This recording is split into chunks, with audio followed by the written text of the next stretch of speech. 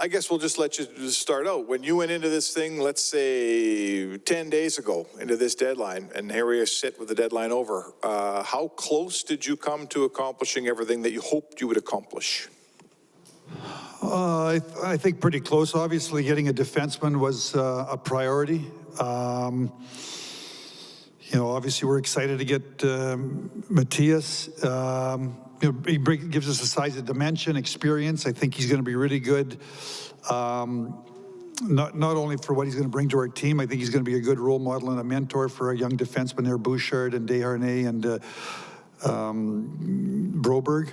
And then obviously yesterday went out and did a deal. We wanted to get a little deeper up front. Our team our scouts have sat on Arizona a lot over the last month because obviously they had some players that they were looking to move, and our people really liked Nick Bukestad. So he shoots right. He can take some face-offs, does penalty kills.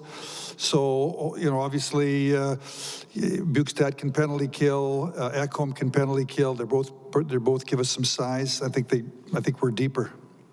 You looking at your lineup, you go into hopefully for you a long playoff run, counting a lot on a young guy in Bouchard, and probably counting a lot on a guy who's played like 17 games in Desharnais. Any concerns about that? I don't know, but you never know. Bouch played last year in the playoffs, obviously. Our second pair of defense really for all 3 rounds, I think, was a Duncan Bouch. So it's not like this is Bouch's first playoff run. He was in. We played last year against LA. We played against Calgary. He played against Colorado. He's got a good veteran partner there. Obviously, the other night he was with Ekholm. I'm not sure if he's going to do that the entire rest of the run, but certainly I think right now that's what it looks like. So, Desharnais 25 years old. It's not like he's 21 or 22. And Broby's a 21-year-old. So at some point in time, you're going to have to play some playoff series or playoff games. I mean, or else we can hold them out. You can't hold them out to the 25, 26, 27, 28. They got to play. So they've done a good job for us. I think over the since Christmas time when Broberg came up, Desharnais came up, I think they've really positively impacted our team. We had Ekholm. I feel good about our back end. Obviously, you get into the playoffs and, part of going on a playoff run, obviously, is probably getting some good luck with injuries. If you start to get decimated, I don't care who you are, it's going to affect your ability to win. So we're in a cap world. I thought we did whatever we could do. Obviously, we cut Bukestad in half. He's on our roster at $450K. So I think we got like $1,000 left. Ken, just as a follow-up to Mark's question about Desharnais and I guess even Philip Broberg, they're both very young guys, rookies. What have you seen from them to give you the confidence that they can do the job at this point in their careers? I mean, I've watched. I mean, you've watched them. I mean, they play regular. What have you seen that's kind of that you like? Well, what do I see? I mean, they play regular. Obviously, Desharnais, he's 6'7". If you look at our defense, he's 6'7". Broberg's 6'3". Ekholm 6'4". Nurse has got length. We've got a group of 7 defensemen. I think 6'2" is the smallest guy on our defense. So I like the size of our defense. I like Broberg. He's 6'3", and that he's got mobility. He can gap up.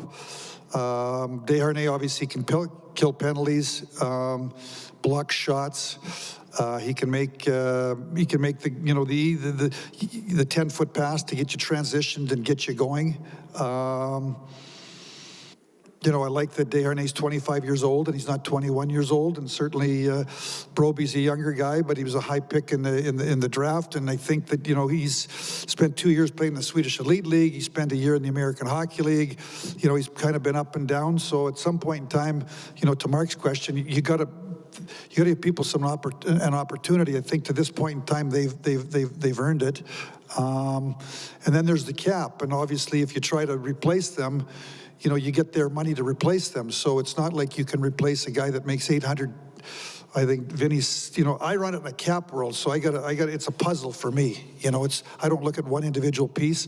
So, not only that they contribute, but obviously they contribute at a low cap number, which kind of lets you do things elsewhere. I'm curious about the timeline of Mattias Ekholm, because he just signed that contract. This first year of his contract in Nashville. It looked like Nashville going to this year had high hopes. When did he become a realistic target for you, and what, subsequently kind of made him appealing to you?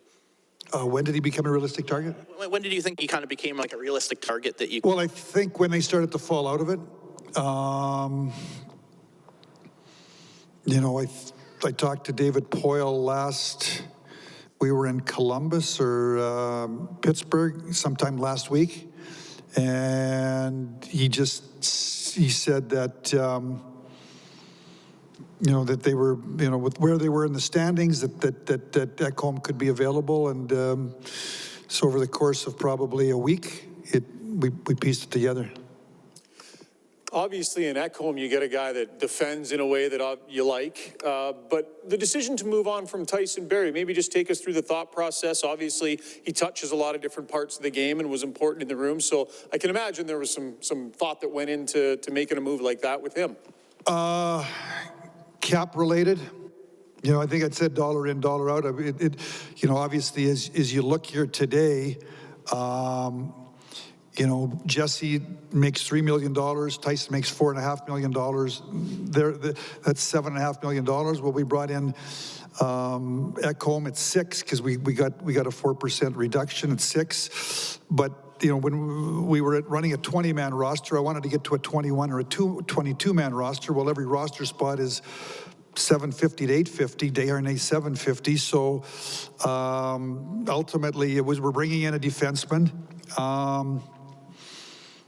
If we hung on to Tyson, then I would have started to have to move out expensive, forwards. Obviously, Bouchard's here. I watched him a lot when he was in junior. His draft year. I was in Detroit. We were, watching him for the draft. I've watched Evan since he's been 18 years of age. I just think at some point, again, I'm back to at some point in time in a cap world, everyone's got to play they've got to.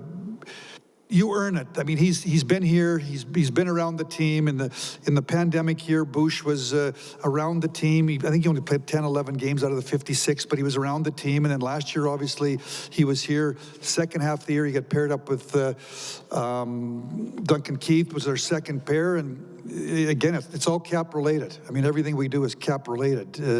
So it was tough to let Tyson go. He did a fabulous job for us.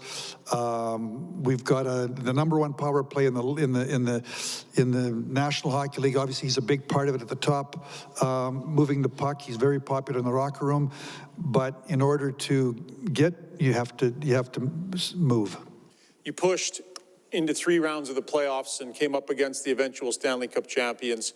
When you look at the group that you have assembled right now, if you guys find yourselves back deep into that Final Four, how confident are you in the group that you have together now and maybe even the experience they got last year helping you potentially push through?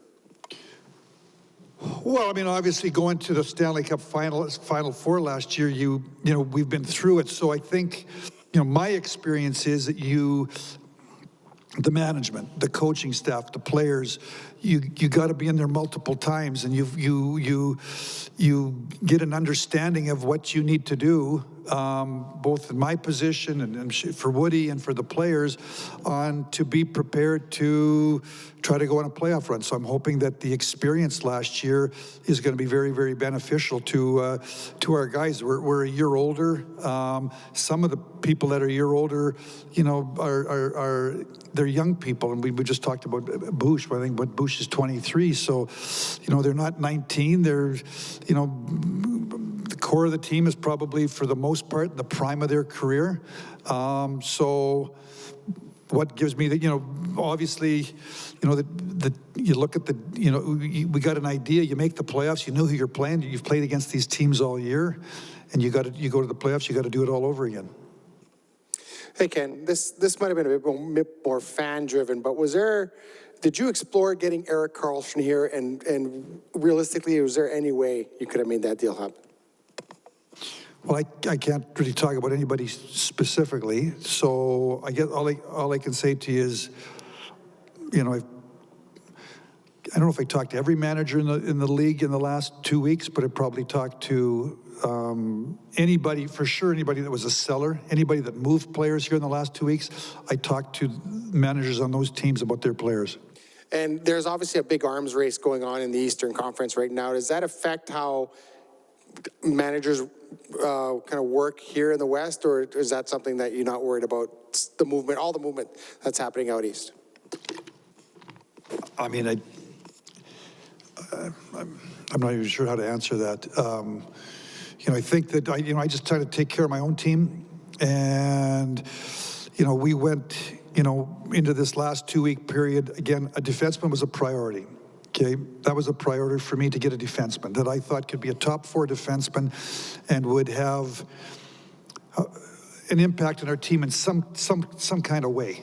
But I also knew, you know, to Ryan's question, that if I was going to bring in a question, I think I'd said all along, the reality was we were not adding. We had to either upgrade, or it wasn't an upgrade, it was a change in, you know, Tyson Barrie's an offensive defenseman. He runs the power play. You know, Mattias Ekholm is a different player than him. He's not running the power play. He's not an offensive defenseman. I would say he's a defensive defenseman. He blocks shots. He's PK. He can play in the second. He's a bigger man. So I tried to make the team different. Certainly in Nick Bukestad, you know, we're bringing in a guy that's 6'6". He shoots right. Why is right important? Like, you know, we don't have a lot of righties, so having another righty here, obviously, I traded away a right winger to Carolina in Puljujarvi. So he shoots right. He can kill penalties. He can take draws. So you're trying to hit some dimensions that I felt needed to be addressed. So I shuffled within a cap world, working on a 20-man roster, not going from 20-man roster to 25-man roster. I tried to take this roster from 20. I wanted to get to 21 for sure. We're going to get to 22 because I don't want to play games where we play 19. I want to make sure we got 20. So I tried to address as many needs as I could to the deadline. Ken, obviously the goal is the playoffs this year and going for that push, but I think there's over $73 million that's spoken for next season. How much of this do you look at for the seasons coming up? Well, I would say that's part of it. I mean, these are all, you know, when you make decisions, I have to be aware of what's going on in the summertime. So that's all part of it. And just maybe speak about the trade deadline in general, that it feels like this is now a week-long or 2 week-long process, not like a big day at the deadline. What was the change? Is it the cap? Is it the gymnastics that you have to go through deals? That's a great question. I don't have an answer for you. If you had asked me a month ago, I thought everything was going to take place March 1, 2, 3. Excuse me. Things started happening last week and just sort of got the ball rolling. But I don't know if this is the way it's going to be next year, or if next year it's going to go back. Usually there's 30 trades, 25 happen on the trade deadline day. So today it was quieter, but so I don't really know why. Ken, just one for me. I just wonder if you have any update on Evander Kane, who hasn't played in a while. Evander's making the trip tonight. The plan is, I think he's going to start skating tomorrow with the team in the morning skate, and then he's going to start pushing this week, and then we're going to see where he's at. Definitely not playing on Monday, and then we'll see by Thursday, Saturday, somewhere in that Thursday in Boston, Saturday Toronto, or next Tuesday home to Ottawa. One of those 3 games, I would hope and expect he's going to be in the lineup. Ken, understanding the cap limitations that you had, would you say in your trade deadlines here as GM, this was the most open you were for moving futures and first-round picks? And sort of pushing chips in? Was it a more of an aggressive approach this year, do you think, than the others? I mean, I guess you just have to look at what we did. I mean, you know, what, 3 years ago was what, 2 seconds, a third and a fourth, or third and a fourth and a fifth. Last year was what, a second and a fourth. So this year it's basically two firsts, third and Kesselring. So appears that way, yeah.